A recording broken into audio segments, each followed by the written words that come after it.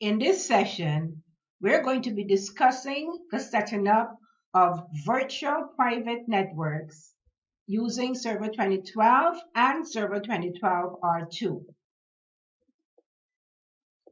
Virtual private networks allows users to securely connect to the local network from a remote computer.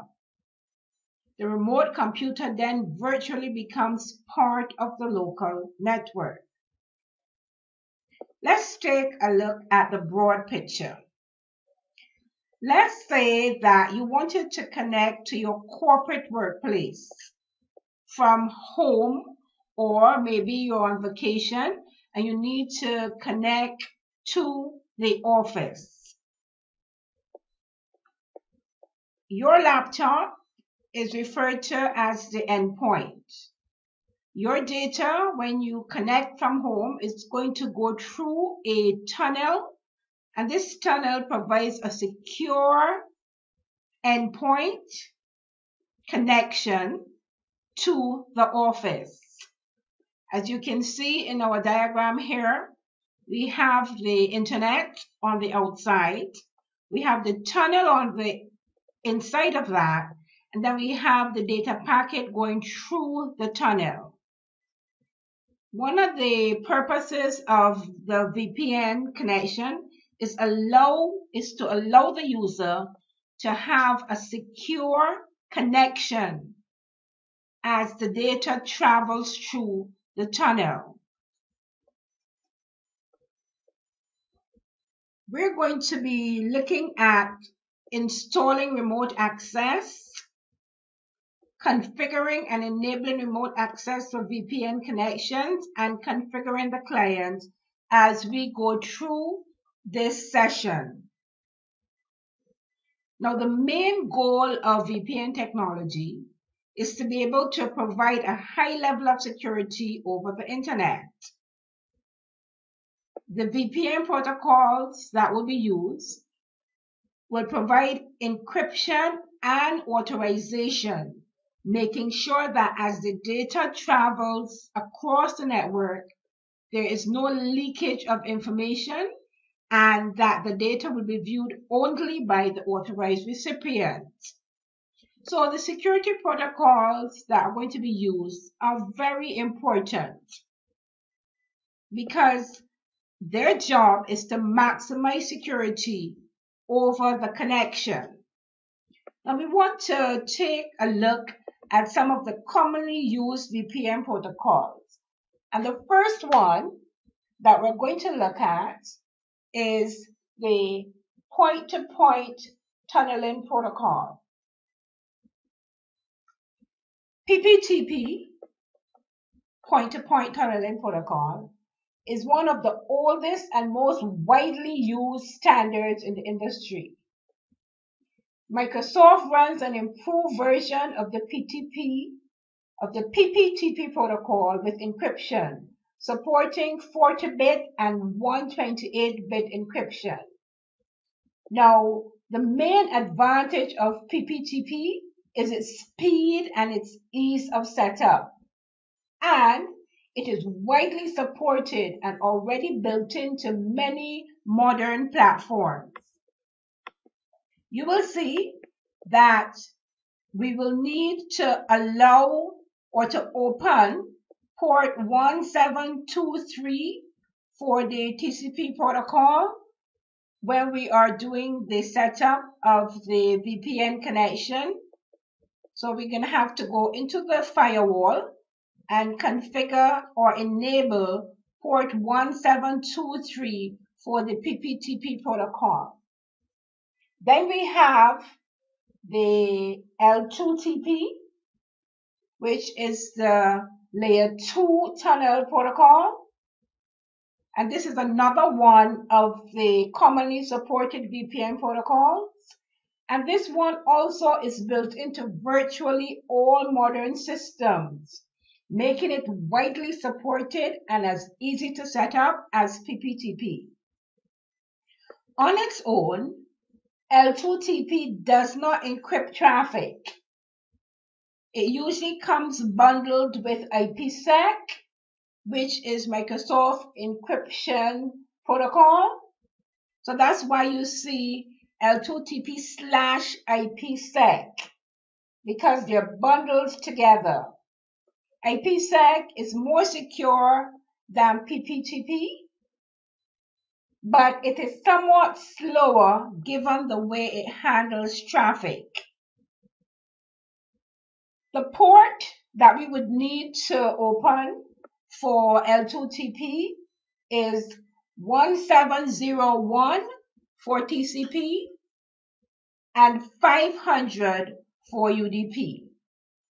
Then we have the Secure Socket Tunnel Protocol, and this was developed by Microsoft and introduced with Windows Vista. SSTP can be configured to use TC port 443.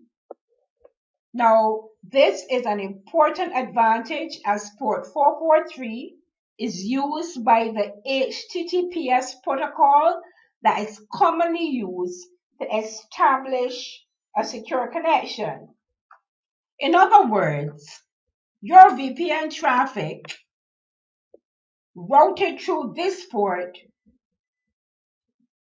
will always be admitted by most firewalls and therefore able to bypass other blocking measures. So it would not be necessary for you to open a port in your firewall for 443 because traffic already comes through 443. Then we have our supported authenticated protocols. Let's take a look at them. We have unauthenticated, and this is not a very good idea if you're setting up a VPN. Then you have password authentication protocol, which is low security. You have CHAP, which is a challenge handshake authentication protocol, giving you medium security. You have MS-CHAP version 2, which is the Microsoft Challenge Handshake Authentication Protocol, and this one is high security. Then we have EAPTLS, Extensible Authentication Protocol, Transport Level Security, and this is the highest security that you want to be able to configure on your VPN connection. And it should be noted that if you're going to be using this type of encryption, you will need to have a public key infrastructure within your organization, meaning that you have to have a certificate authority because you will need to have certificates or to configure a certificate with EAP. You can also be authenticated with multi-factor authentication, meaning that you can use a combination of authentication methods, username, smart card, and even biometrics. Now, we're going to start the installation of remote access. And to do that, we want to access our server manager in our server 2012 R2. You can either click on Manage, Add Roles and Features, or you can click here on Add Roles and Features.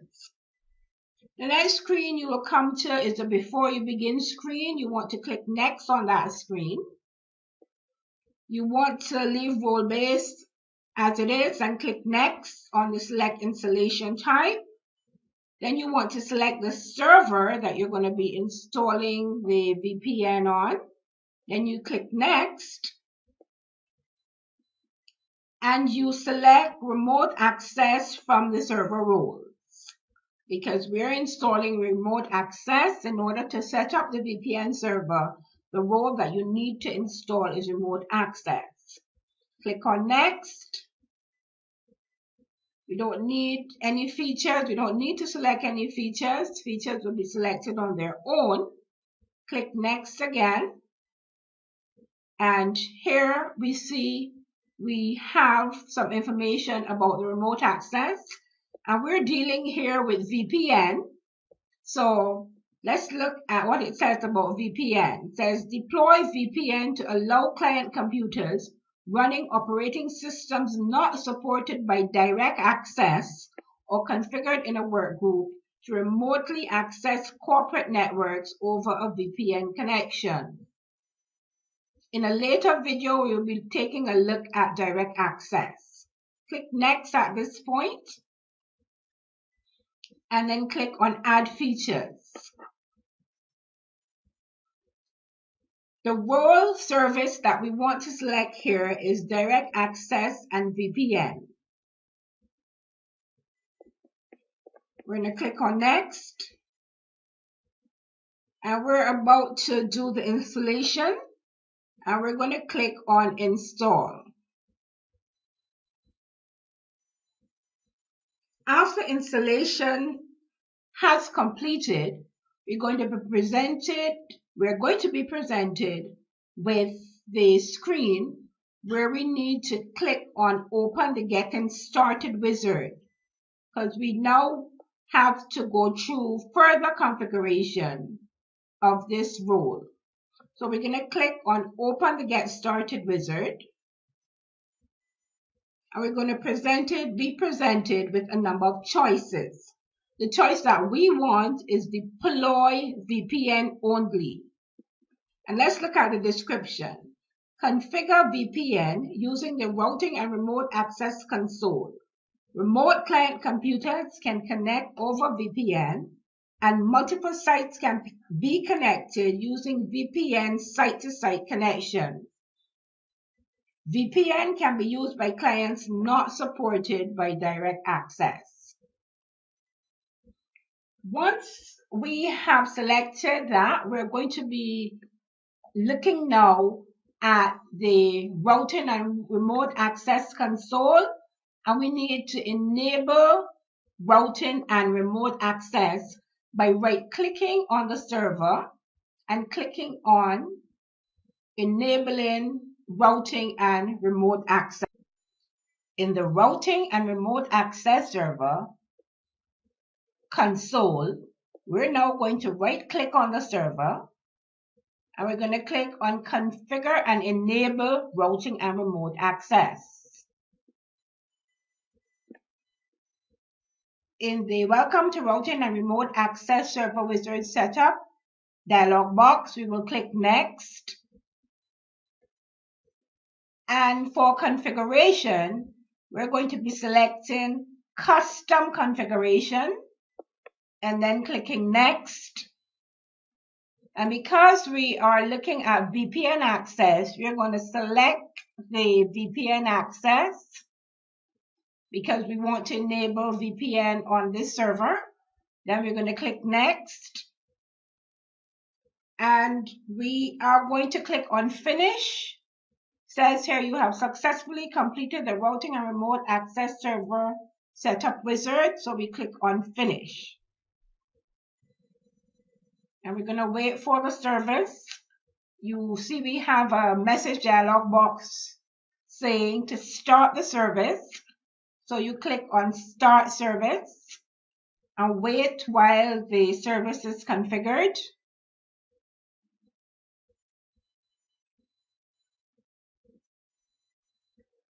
Now, as we can see, we now have the routing and remote access configured. And what we want to do at this point is to right-click on the server, click on Properties. When we right-click on Server 2012, this is the server, we're going to see the dialog box, the server properties. And what we want to do is to click on the IP4 tab. We're going to look at IP4 address assignment. Now you can assign addresses either through your DHCP server or you can do a static address pool. The default is DHCP. If you have a DHCP server, if you don't have a DHCP server, you might want to click static address pool. Now what you're going to be doing here is clicking on Add, and you're going to add the start IP address and the end IP address for the addresses of the persons or the computers, rather, that you wish to use your VPN connection. Now, for our session, for our example, we're not going to be using static, so we're going to cancel the box.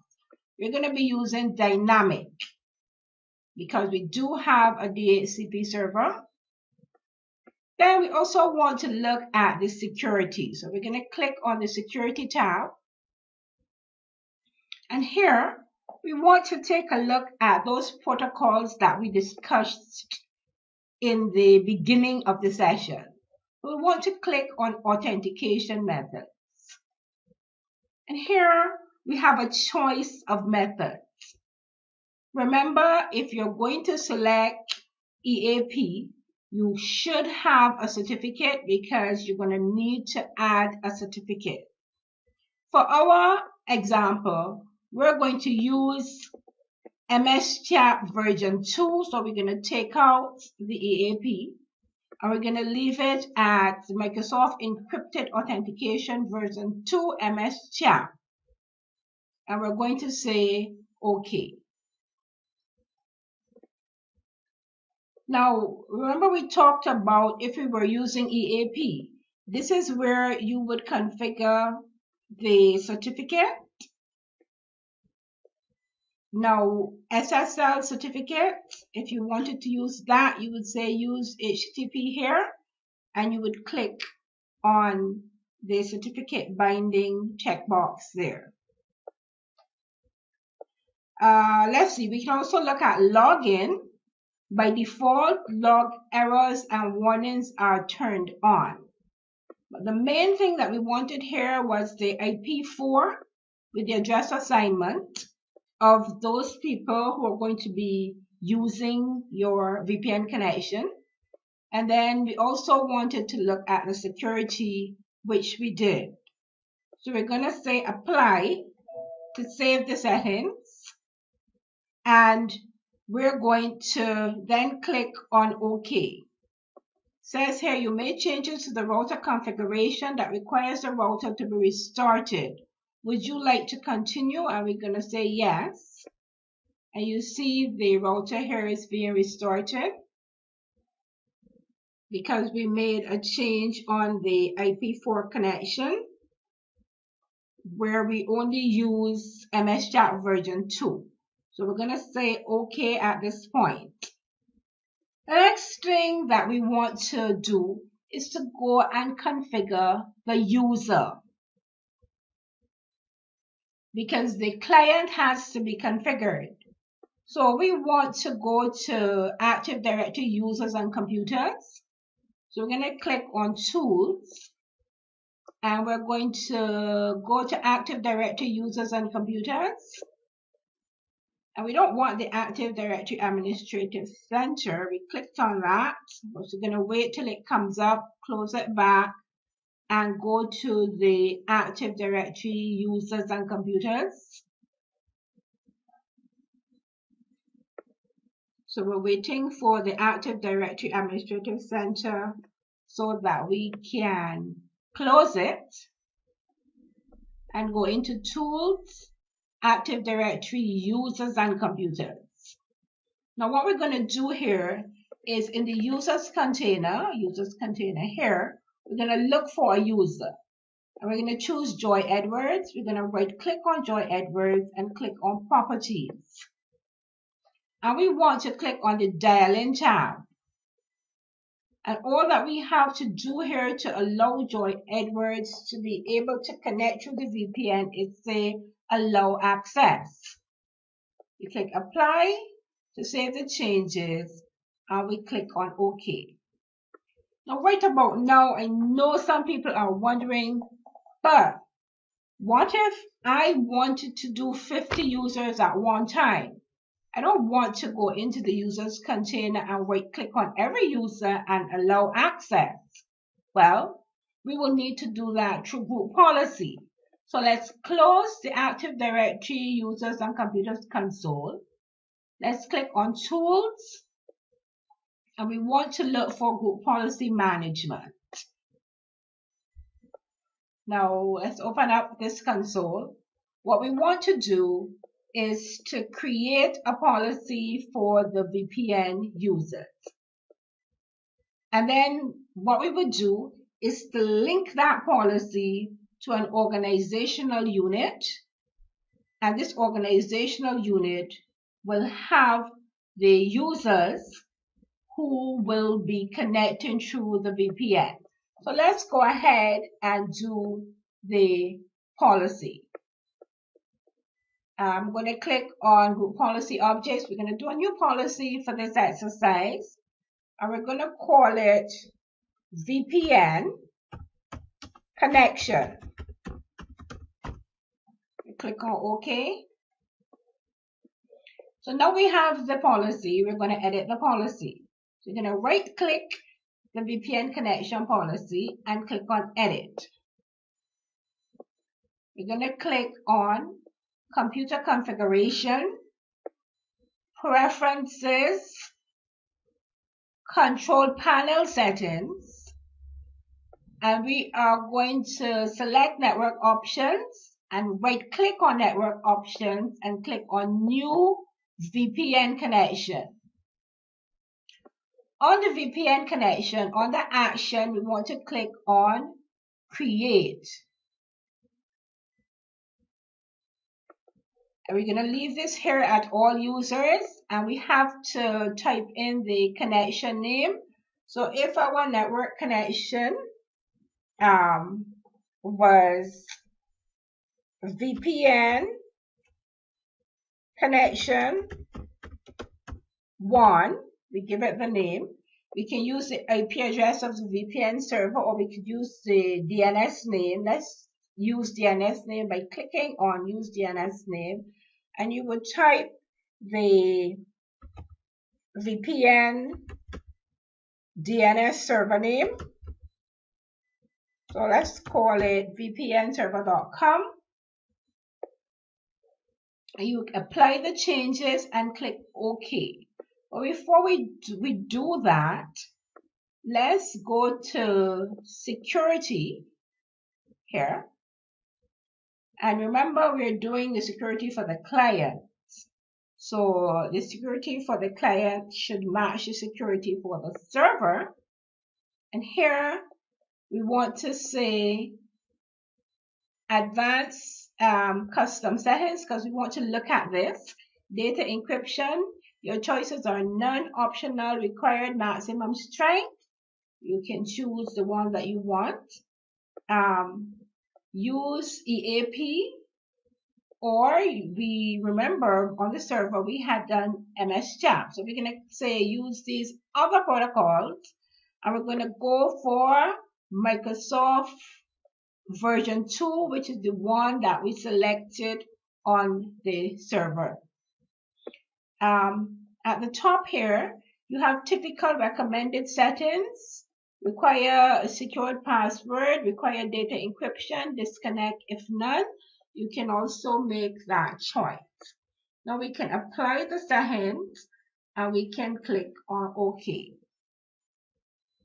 We want to close the group policy management box.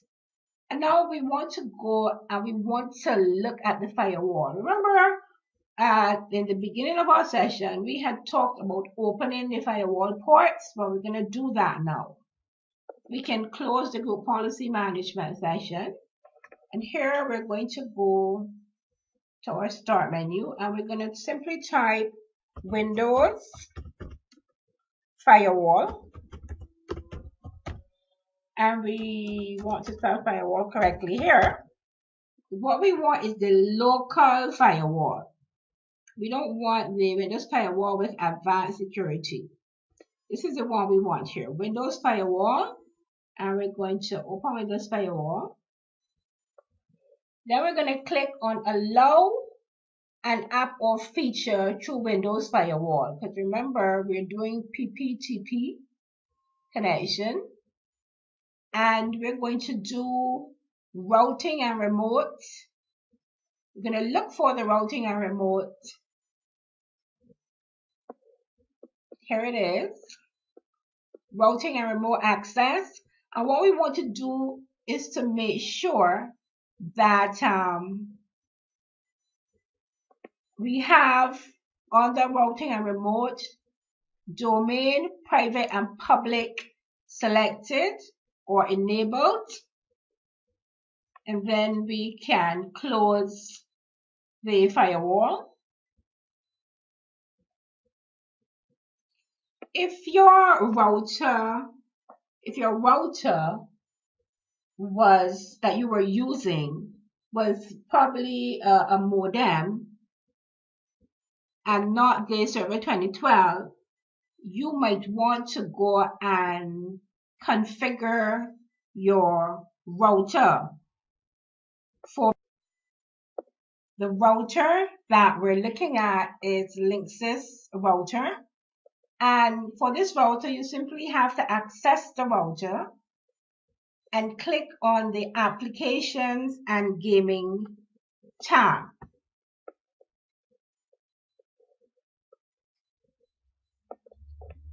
What you want is simple port forwarding. And here we can see PPTP 1723, which is the port. And for the protocol here on the TCP, we want to make sure that it is on both internal and external. And then we have to type the address of the VPN server, which in our case is 192.168.1.156. And then you want to click on Enable.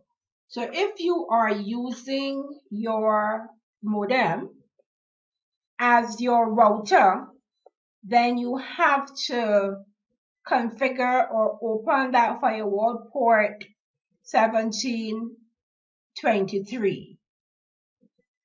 At this point, we want to take a look at setting up the client connection on the user's computer, on the client computer. And we open Control Panel on the client computer. Then we click on Network and Sharing Center.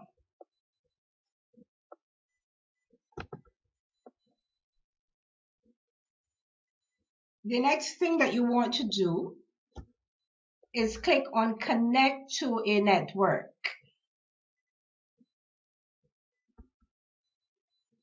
And then you select Connect to a Workplace and click on Next. Then you want to select Use My Internet Connection and you want to click on Create. Now you're going to get the dialog box here where you need to type in the address, either the internet address or the address of the VPN server, and the destination name. You might want to click the checkbox, Remember My Credentials, and then click on Create. If you're using Windows 8, this is the screen that you're going to see. And what you want to do here is to configure the VPN connection.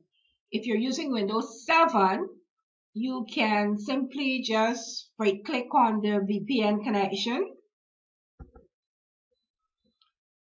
and click on Properties. When we click on Properties, we want to click on the Security tab here, and this is if we're configuring the client by itself, the client computer, the one client computer. You click on Security. You have the same data encryption choices here that we saw when we were in group policy. And you have the same protocols that we saw when we were in group policy.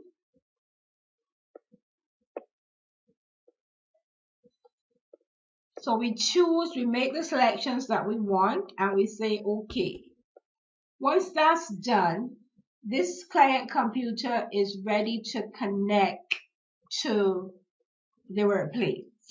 What you'd want to do is to select the connection. You can right click and click on Connect. Once you click on Connect, you're going to be asked for authentication. So what you want to type is your username and password for your domain that your administrator gave you. That's the username and password that you're going to type.